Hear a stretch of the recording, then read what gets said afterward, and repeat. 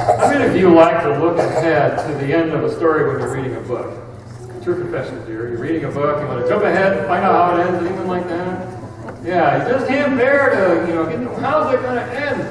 And, I'm the kind of one, even if the book is boring, I'll laboriously plow through to get to the end. I don't like to look at the ending. But I had an interesting experience recently.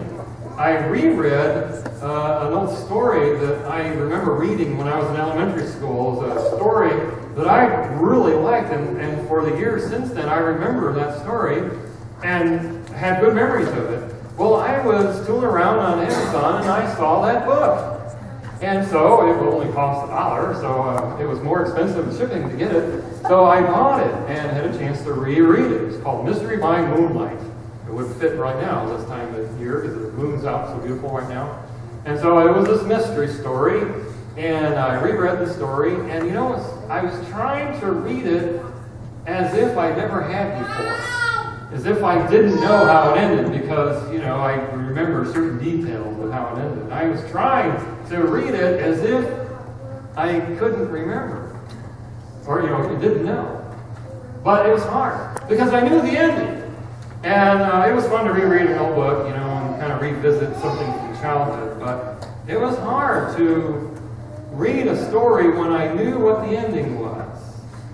And Easter is perhaps one of those kinds of events where we hear the story every year. We know what it's all about, and at least we think we do, and we know how it ends. And so how can we get into the story to really appreciate what it's about?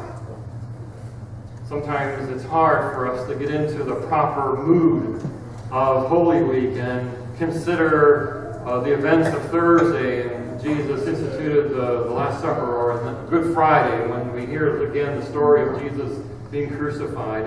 And what do we do on Saturday? We're waiting for hearing the message. And then there's Easter and all that's going on about that. We already know about that. It's hard to get into the mood.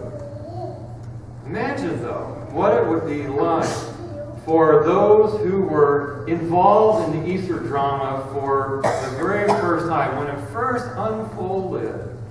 Imagine what it might be like if you did not know about the salvation story. Shortly before Easter, a young evangelist, a little overzealous, and he was driving down the road, and he saw a farmer out in the field and doing some work, and so he stopped in the car, and he jumped out, and he approached the farmer, and all excited, he said, "Sir, are you laboring for the vineyard of the Lord?" And the farmer, a little taken aback, he said, "No, sir, these here are beans." And then the evangelist said, "Well, have you prepared for the resurrection?" And the farmer, still a little bit confused about what's going on, he asked, "Well, when's it going to be?" And then the evangelist again said, "Well, it could be today, it could be tomorrow, it could be the next day."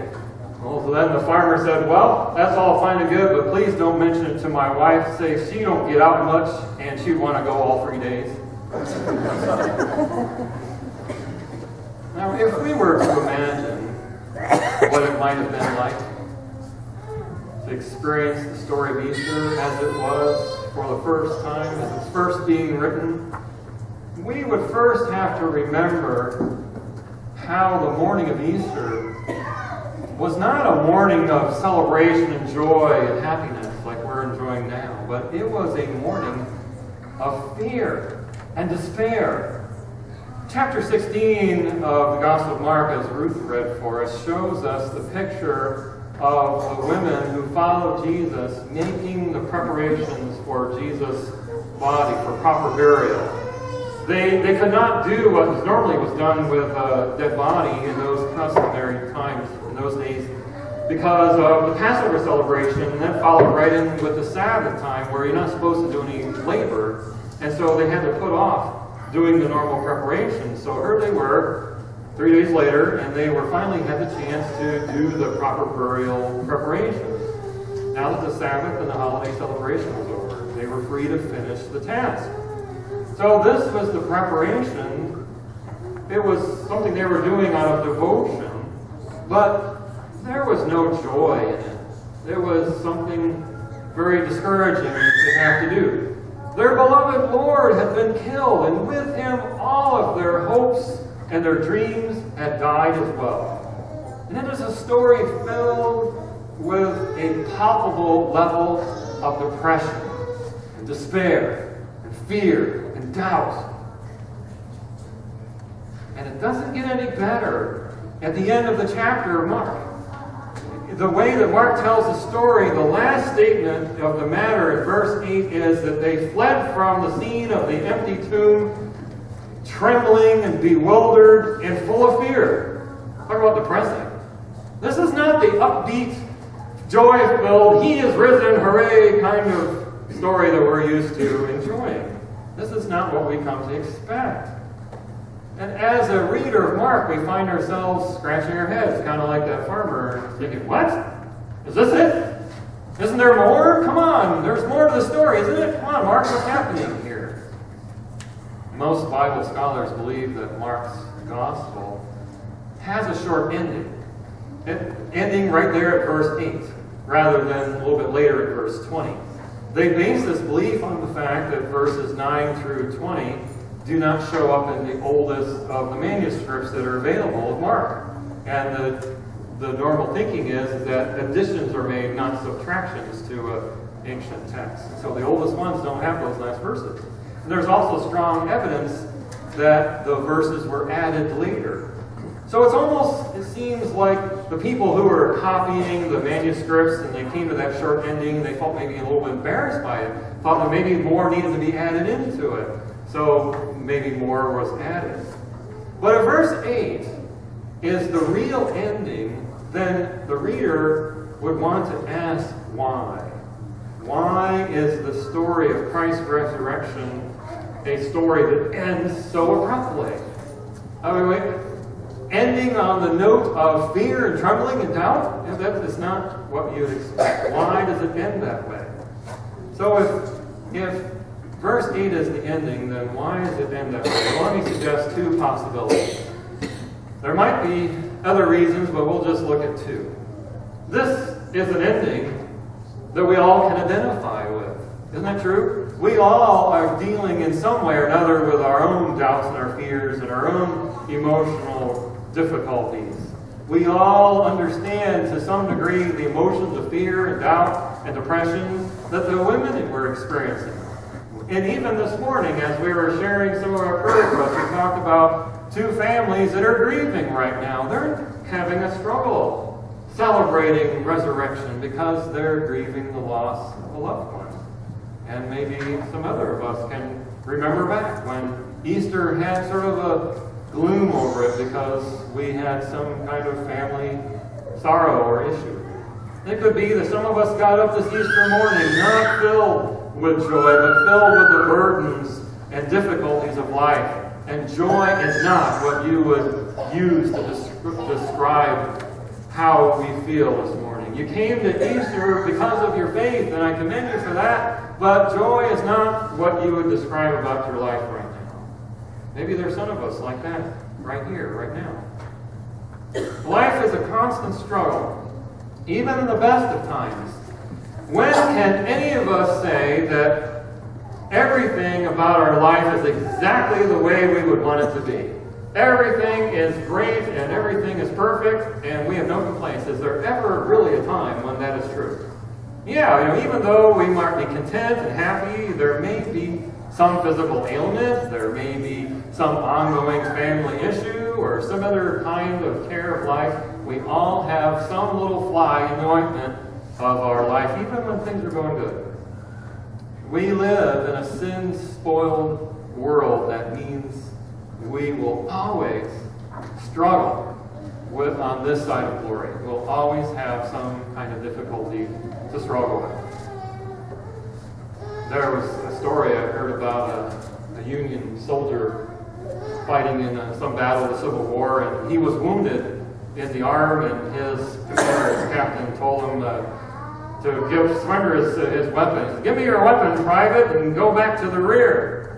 So the private handed over his rifle, and he headed north to get out of the battle, but as he went a couple of yards, he got into some little skirmish, and so to get out of danger, he went to the east. And he found more of the battle going on, and so he turned around and went west. And still there was more fighting. And so he went back to the place where he was fighting, and he told his captain, he's like, "Give me back my rifle, Captain. There ain't no rid of this battle and nohow."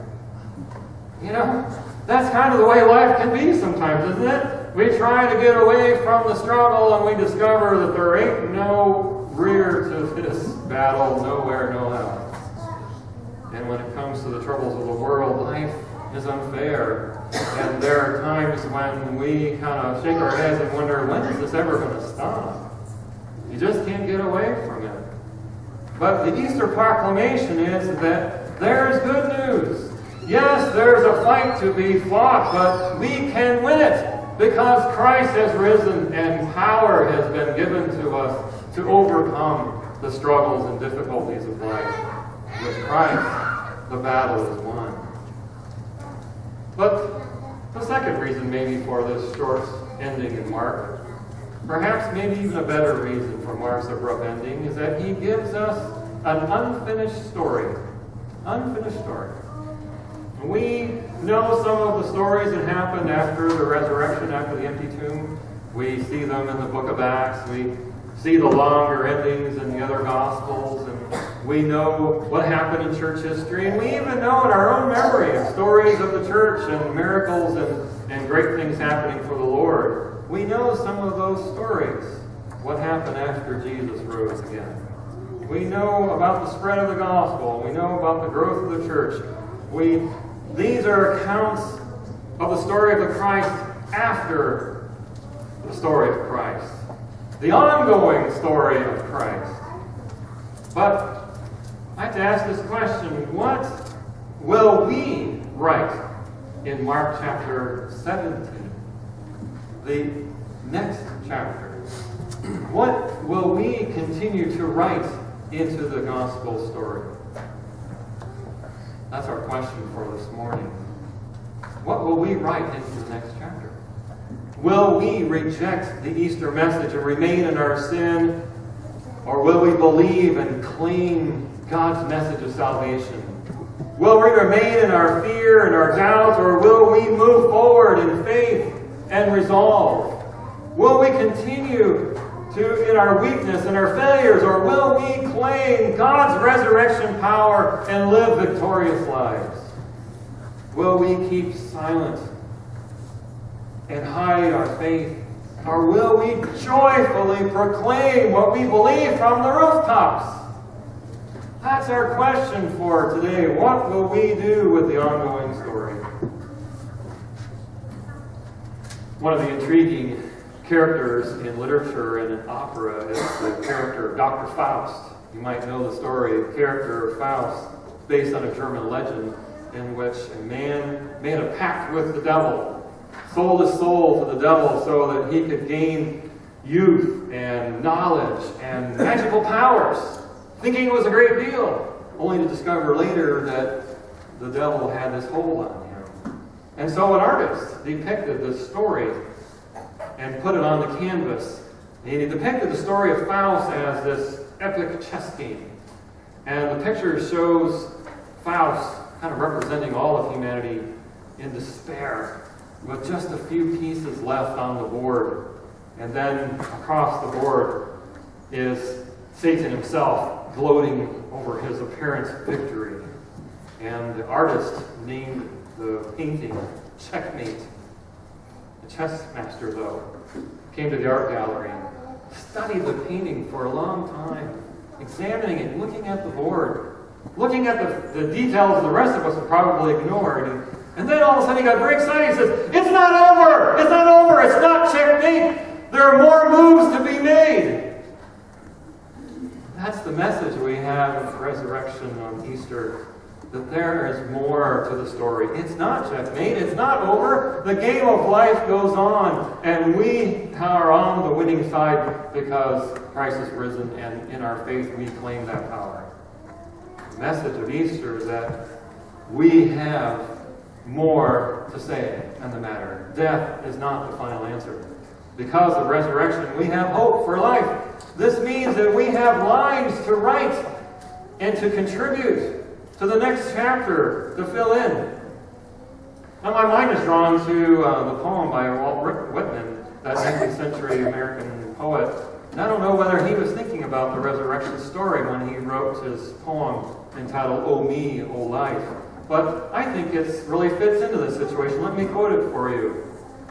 "O me, O life, of the questions of these recurring, of the endless streams of the faithless, of cities filled with the foolish, of myself forever reproaching myself, for who more foolish than I, and who more faithless?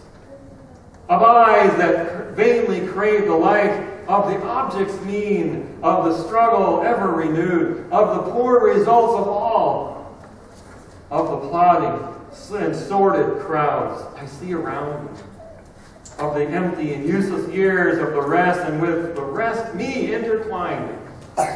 The questions, oh me, so sad, recurring, what good amid these, oh me, oh life?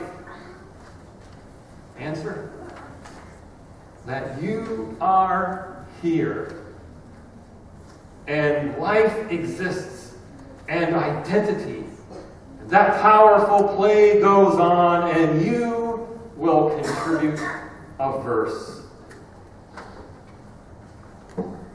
Jesus is risen. We who follow Jesus Christ have the next chapter to write by our words and our actions and our statements of faith, by how we live our lives. What will be written in it? By Christ's power, claim that victory and write that next chapter. Amen.